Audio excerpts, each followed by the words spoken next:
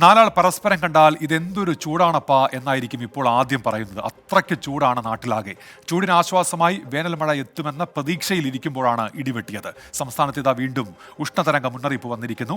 ആലപ്പുഴ ജില്ലയിൽ കേന്ദ്ര കാലാവസ്ഥാ വകുപ്പ് ഉഷ്ണതരംഗ സാധ്യത പ്രഖ്യാപിച്ചു. ഇതടക്കം 12 ജില്ലകളിൽ താപനില ഉയരും എന്നാണ് മുന്നറിയിപ്പ്. ആലപ്പുഴ, കോഴിക്കോട് ജില്ലകളിൽ രാത്രി താപനില ഉയരും എന്നും മുന്നറിയിപ്പുണ്ട്. തുടർച്ചയായ ദിവസങ്ങളിൽ അതിതീവ്രമായ ചൂട് രേഖപ്പെടുത്തിയതിന്റെ പശ്ചാത്തലത്തിലാണ് ആലപ്പുഴയിൽ കേന്ദ്ര കാലാവസ്ഥാ വകുപ്പ് ഉഷ്ണതരംഗ മുന്നറിയിപ്പ് പ്രഖ്യാപിച്ചത്. ആലപ്പുഴ, കോഴിക്കോട് ജില്ലകളിൽ ഇന്നു രാത്രി താപനില മുന്നറിയിപ്പും നൽകിയിട്ടുണ്ട്. പാലക്കാട് ഉയർന്ന താപനില 39 ഡിഗ്രി സെൽഷ്യസ് വരെയും, ആലപ്പുഴ, തൃശൂർ, കോഴിക്കോട് ജില്ലകളിൽ 38 ഡിഗ്രി സെൽഷ്യസ് വരെയും, കൊല്ലം, കോട്ടയം, പത്തനംതിട്ട, എറണാകുളം ജില്ലകളിൽ 37 ഡിഗ്രി സെൽഷ്യസ് വരെയും, തിരുവനന്തപുരം, മലപ്പുറം, കണ്ണൂർ, കാസർഗോഡ് ജില്ലകളിൽ ഉയർന്ന താപനില 36 ഡിഗ്രി സെൽഷ്യസ് വരെയും വർദ്ധിക്കാൻ സാധ്യതയുണ്ട്. സാധാരണയേക്കാൾ 2 മുതൽ 4 ഡിഗ്രി സെൽഷ്യസ് വരെ ചൂട് കൂടാനാണ് സാധ്യത. ചൂടേറിയതും അസ്വസ്ഥതയേറിയതുമായ അന്തരീക്ഷ സ്ഥിതി അടുത്ത 2 ദിവസവും തുടരും. പൊതുജനങ്ങൾ ജാഗ്രത തുടരണമെന്ന് ദുരന്ത നിവാരണ അതോറിറ്റി വ്യക്തമാക്കി.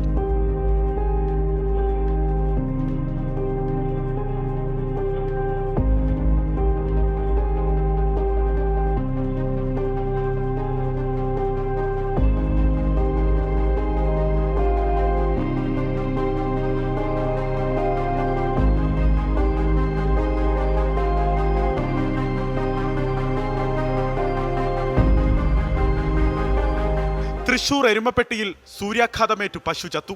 അരീക്കുഴി വീട്ടിൽ സ്റ്റീഫന്റെ പശുവാണ് ചത്തത്. തൊഴുത്തിൽ കെട്ടിയിരുന്ന പശു കുഴഞ്ഞു വീഴുകയായിരുന്നു. കനത്ത ചൂടിൽ കോട്ടയം നീണ്ടൂരിലെ യുവ കർഷകരുടെ വാഴകൃഷി നശിച്ചു. ഓണവിപണി ലക്ഷ്യമിട്ട് 2 ഏക്കറിൽ കൃഷി ചെയ്ത 3000-ഓളം വാഴകൾ കരിഞ്ഞുണങ്ങി. വായ്പ എടുത്ത് കൃഷി ഇറക്കിയ ലിബിനും സതീഷിനുമുണ്ടായത് 6 ലക്ഷത്തിലധികം രൂപയുടെ നഷ്ടം. ഉഷ്ണതരംഗത്തെ പ്രകൃതി ദുരന്തമായി പരിഗണിച്ച് മരിച്ചവരുടെ കുടുംബങ്ങൾക്ക് സർക്കാർ ധനസഹായം നൽകണമെന്നാവശ്യപ്പെട്ട് പ്രതിപക്ഷ നേതാവ് വി ഡി സതീശൻ മുഖ്യമന്ത്രിക്ക് കത്ത് നൽകി. കർഷകർക്ക് പ്രത്യേക പാക്കേജ് പ്രഖ്യാപിക്കണമെന്നും കത്തിൽ ആവശ്യപ്പെട്ടിട്ടുണ്ട്. പൊള്ളുന്ന ചൂടിന് ആശ്വാസമായി കാസർഗോഡും കണ്ണൂരും വേനൽ മഴ ലഭിച്ചു.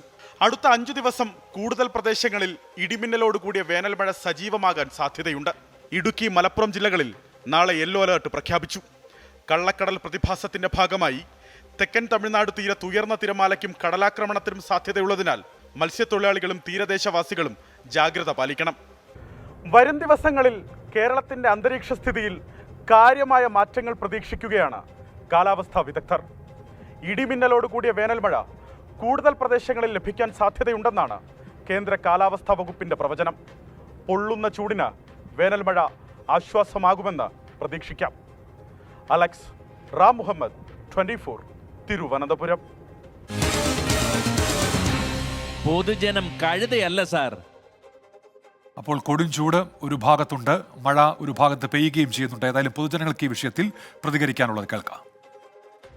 കൂടുതലാണ് ഈ ചൂട് കാലത്ത്, ഭയങ്കര ബുദ്ധിമുട്ടാണ്. ഞങ്ങൾ ഇപ്പോൾ AC വർക്ക് ചെയ്യണം. അപ്പോൾ പുറത്തേക്ക് ഇറങ്ങുമ്പോൾ പെട്ടെന്ന് ആ ഒരു ചൂടിൻ്റെ ഇത് ഭയങ്കര നമുക്ക് ഫീൽ ചെയ്യുന്നുണ്ട്.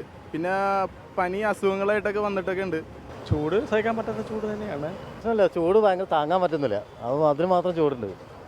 കാരണം എനിക്ക് ഒരു ലൈറ്റ് ട്രാൻസ്ഫറിൻ്റെ പണിയാണ്. അപ്പോൾ ഗ്രൗണ്ടിൽ തന്നെ ഞങ്ങൾ മറ്റേ കോഴിക്കോട് ഗ്രൗണ്ടിലാണ് ഞാൻ നിൽക്കണേ.